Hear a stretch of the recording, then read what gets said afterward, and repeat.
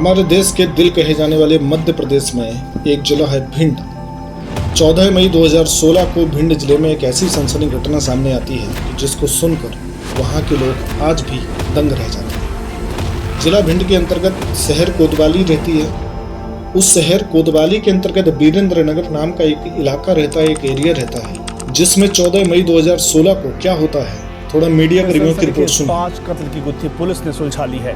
एक ही घर में हुई एक महिला और 4 नाबालिग लड़के और लड़की। खबर मध्य प्रदेश के भिंड से है, जहां एक ही परिवार के 5 लोगों की हत्या होने से सनसनी। देश में एक न्यूज बनती है क्योंकि कांड ही कुछ इतना खतरनाक था। चलिए हम इसके विस्तृत जानकारी आपको देते हैं कि ये पूरी कहानी क्या थी, किस तरीके से ये पूरा क्राइम होता है। इसके पहले आपसे मेरा निवेदन है कि आप हमारे इस वीडियो को लाइक कर दीजिए, चैनल को सब्सक्राइब कर दीजिए, क्योंकि आप लोगों का ऐसा कार्य करने से हमको बहुत ज़्यादा मोटिवेशन मिलता है। और उन सभी लोगों का शुक्रिया, उन सभी लोगों का धन्यवाद जो हमारे वीडियो को लाइक करते हैं और सब्सक्राइब करते हैं। चलिए तो हम आगे आपको बताते हैं इस पूरी घटनाक्रम के बारे में। 14 मई 2016 की सुबह वीरेंद्र नगर में 14 मई 2016 की सुबह 9 से लेकर 10 बजे के बीच में मानो ऐसा लग रहा था कि पूरे जिले का पुलिस प्रशासन वहां पर उपस्थित है। वहां के वर्तमान superintendent of police Navneet Wasim, वहां के एसएचओ शहर कोतवाली के एसएचओ आसिफ मिर्जा बेग और तमाम पुलिस वालों के साथ वहां पर बहुत बड़ी मात्रा में पुलिस बल उपस्थित होता है। और एक घर से, और उस घर से सबसे पहले एक महिला की डेड बॉडी निकलती है जिसका नाम रीना शुक्ला था। उम्र लगभग 31 या 32 वर्ष के बीच में थी। उसके बाद एक डेड बॉडी निकालती है पुलिस, गोलू नाम का लड़का था जिसकी उम्र 10 वर्ष। उसके पीछे ही लगातार एक और डेड बॉडी पीछे पुलिस निकालती है, महिमा नाम की लड़की का जिसकी उम्र 16 वर्ष। और उसके पीछे ही एक और डेड बॉडी निकलती है, लड़की का नाम अंबिका और उम्र लगभग 12 वर्ष उस समय। और उसके पीछे एक और डेड बॉडी निकलती है, छवि नाम की बच्ची जिसकी उम्र 2 वर्ष। इतने सारे लोगों की हत्याएं एक घर के अंदर एक रात में हो जाती हैं। पूरा प्रशासन भौचक रह जाता है, पूरे एरिया के लोग सन्नाटे में थे। सब लोगों को ये लग रहा था कि आखिर ये कैसे हो सकता है, और किसी को भी इस घटना की जानकारी नहीं है। पड़ोसियों को भी कोई भी पता नहीं चला कि आखिर यह कैसा हुआ, क्योंकि गर्मी के दिन होते हैं, ज़्यादातर लोग कूलर का इस्तेमाल करते हैं, शोर शराबा बहुत ज़्यादा होता है कूलरों में। तो जब लोग सोते हैं कमरों में तो किसी को भी भनक नहीं लगी कि आखिर यह कांड कैसे होता रहा एक घर के अंदर। पूरी घटना के पीछे जब पुलिस प्रशासन लग जाता है, सबसे पहले प्रथम दृष्टि तो यह नजर आ रहा था कि यह केवल एक डकैती के उद्देश्य से डकैतों ने या चोरों ने घर के अंदर कदम रखा। वहाँ का सामान सब अस्त व्यस्त पड़ा हुआ था, तो धीरे धीरे करके जैसे जैसे लोग जागते रहे उनकी हत्या करते रहे। लेकिन ऐसा हो सकता था, पुलिस को सबसे प्रथम दृष्टि तो यही नजर आ रहा था, लेकिन पुलिस और भी एंगलों पर काम करना शुरू कर देती है कि उस घर में कौन था, उसके संबंध किस किस से थे, आखिर इसके पीछे की कोई पुरानी दुश्मनी, पुरानी रंजिश भी हो सकती है। उस घर का हर एंगल पर पुलिस टीम काम करना शुरू कर देती है। लगभग 16 टीमें बनाई जाती हैं और 16 टीमें अलग अलग तरीके से काम करना शुरू कर देती हैं। उसी में से सबसे ज़्यादा जो अहम था वो था उस घर के परिवार सदस्यों का मोबाइल और मोबाइल की लोकेशन और उनका CDR। पुलिस उस पर भी काम करना शुरू कर देती है। 24 घंटे के अंदर ही पुलिस इस पूरे हत्या क्रम का खुलासा कर देती है। और जब ये खुलासा लोग सुनते हैं तो लोगों को यकीन नहीं होता है कि ऐसा कैसे हो सकता है। एक 24 वर्षीय नीतीश दीक्षित उर्फ अंकुर नाम का व्यक्ति, जो कि एक शिक्षक है, जो कि एक बच्चों को पढ़ाने का काम करता था, यह सारी हत्याएं उस व्यक्ति ने की थी, जबकि उसका पुराना कोई भी क्रिमिनल रिकॉर्ड नहीं था। आखिर ऐसा कैसे हुआ, चलिए विस्तृत जानकारी के साथ हम आपको बताते हैं। एक बार आपसे फिर से निवेदन है, प्लीज़ वीडियो को लाइक कर दीजिए, सब्सक्राइब कर दीजिए। हम आगे बढ़ते हैं, आपको पूरी स्टोरी की तरफ लेकर चलते हैं। जब पुलिस इस बात का खुलासा करती है, जब वहाँ के सुपरिटेंडेंट ऑफ पुलिस मीडिया के सामने इस बात को प्रत्यक्ष रूप से रखते हैं कि आखिर ये पूरी घटनाक्रम कैसे हुई, तो बात शुरू होती है कि नीतीश दीक्षित जिस घर में पढ़ाने के लिए जाता था कुछ बच्चों को, उस घर में रीना शुक्ला नाम की महिला जो रहती थी वो विधवा थी, जिसकी सबसे पहले हत्या की जाती है, सबसे बाद में हत्या की जाती है। रीना शुक्ला उस घर में रहती थी और उसी घर में किराए पर रहने वाली एक रौली भदौरिया नाम की महिला थी, जिसके छोटे छोटे बच्चे थे। उन बच्चों को ट्यूशन पढ़ाने के लिए नीतीश दीक्षित वहाँ पर जाता था और बच्चों को ट्यूशन पढ़ाता था। धीरे धीरे रीना शुक्ला और नीतीश दीक्षित के बीच में नज़दीकियां बढ़नी शुरू हो जाती हैं। एक दूसरे के नंबर शेयर हो जाते हैं, एक दूसरे से बात होनी शुरू हो जाती है। धीरे धीरे बात वीडियो कॉल पर पहुंच जाती है और एक दूसरे मिलने के लिए आतुर होने लगते हैं। धीरे धीरे घटनाक्रम आगे बढ़ता रहता है। रीना शुक्ला के उस मकान में केवल बच्चे रहते थे और वो जो बच्चे थे वो उनके भाई के बच्चे थे, परिवार के बच्चे थे और उसकी खुद की एक 2 वर्षीय बेटी थी जो हर दिन उसी घर में रहते थे।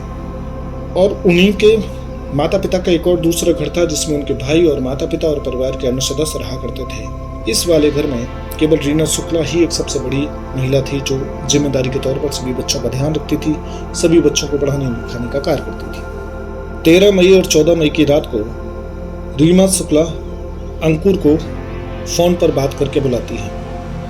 अंकुर करीब 11:30 बजे के रात में उसके घर के अंदर एंट्री करता है। इसके बाद वो लोग आपस में बातचीत करते हैं और अपनी दोनों लोग मस्ती में डूब जाते हैं। ये घटनाक्रम पहली बार नहीं हो रहा था, ये कई बार रीना शुक्ला और अंकुर दीक्षित के बीच में संबंध बन चुके थे। यह स्वीकार खुद अंकुर दीक्षित ने किया हुआ है, नीतीश दीक्षित उर्फ अंकुर दीक्षित ने किया हुआ है। पुलिस को सभी तरीके के साक्ष्य भी वहां पर उपलब्ध मिले हुए हैं। ऐसा संभव कैसे हो पाता था इतने बच्चों के बीच में? क्योंकि नीतीश दीक्षित उर्फ अंकुर मेडिसिन के बारे में थोड़ी बहुत जानकारी रखता था। कोई मेडिसिन वाला इसके जानने वाला था जो इसको नींद की दवाइयाँ उपलब्ध करवा देता था। वो दवाइयाँ ये रीना शुक्ला को उपलब्ध करवा देता था। रीना शुक्ला इन सभी बच्चों को खाने के साथ में थोड़ा थोड़ा डोज दे देती थी जिससे सब लोग गहरी नींद में सो जाते थे और ये लोग सुबह तक जगते थे, तब तक कि नीतीश दीक्षित और अंकुर घर से बाहर जा चुका होता था। 4:30-5 बजे के आसपास ये घर से बाहर निकल जाता था। ये सिलसिला इनका महीने में कई बार होता रहता था। जब पुलिस ने इनका CDR निकाला तो पता चला है कि 2 माह के अंतर्गत लगभग 3000 बार फोन एक दूसरे के आए गए हैं और बातचीत हुई है। घंटों घंटों इनकी बातचीत भी होती थी, व्हाट्सएप चैटिंग भी होती थी और भी अन्य प्रकार से तमाम सबूत प्रस्तुत किए हैं पुलिस ने जज साहब के सामने। अब घटना क्या हो जाती है कि उस 13 और 14 मई की रात को सबसे पहले जब ये लोग अपनी आपस में तेज तेज आवाज में बात भी करते हैं, चूंकि ये लोग निडर होकर बात करते थे क्योंकि ऐसा कई बार वो कर चुके थे और उनको ऐसा लग रहा था कि बच्चे सब बेहोशी अवस्था में सो रहे हैं, इनमें से कोई जगेगा नहीं। उसी बीच में गोलू नाम का जो लड़का होता है जिसकी उम्र लगभग 15-16 वर्ष रहती है, वो थोड़ा सा बड़ा था। उस दिन उसने कम खाना खाया हुआ था तो शायद डोज का असर उसके ऊपर कम हुआ और वो जग जाता है लोगों की आवाज़ें सुनकर।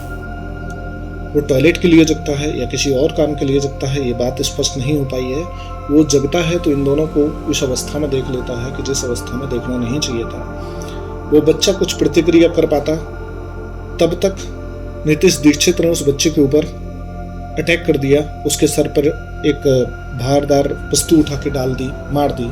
इसके बाद ये दौड़ के जाता है, उस किचन से चाकू लेकर आ जाता है और गोलू की हत्या कर देता है। गोलू के सीने में करीब 13-14 बार वार करता है और गोलू वहीं पर गिर जाता है, मर जाता है, उसकी डेथ हो जाती है।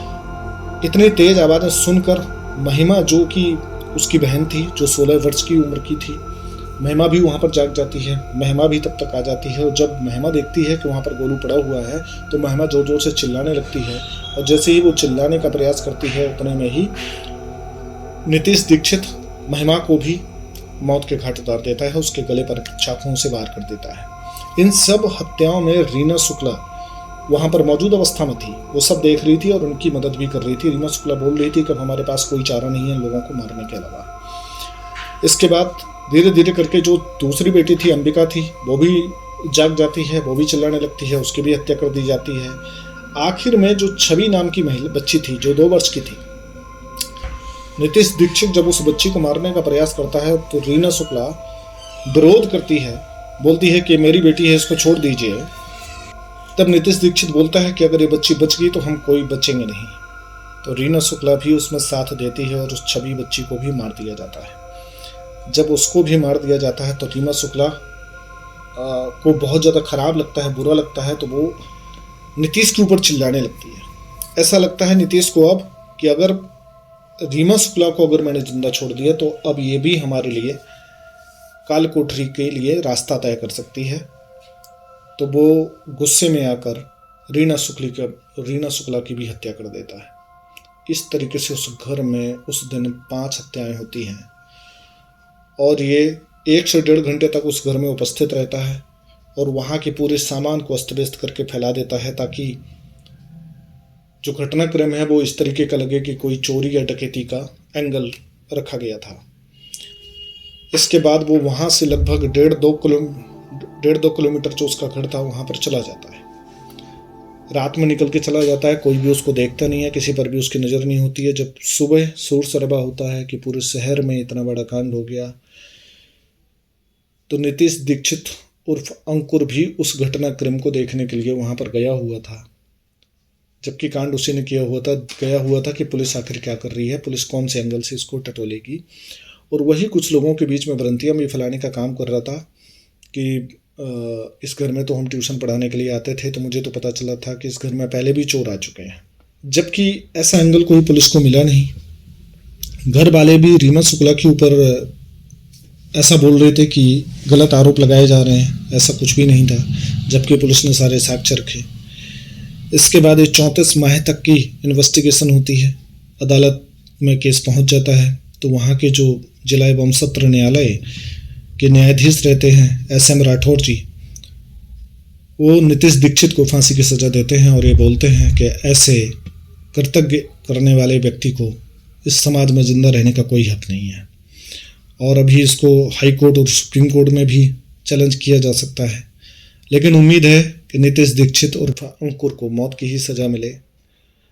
इस घटना में किसकी गलती थी, आप लोग कमेंट करके ज़रूर बताएं।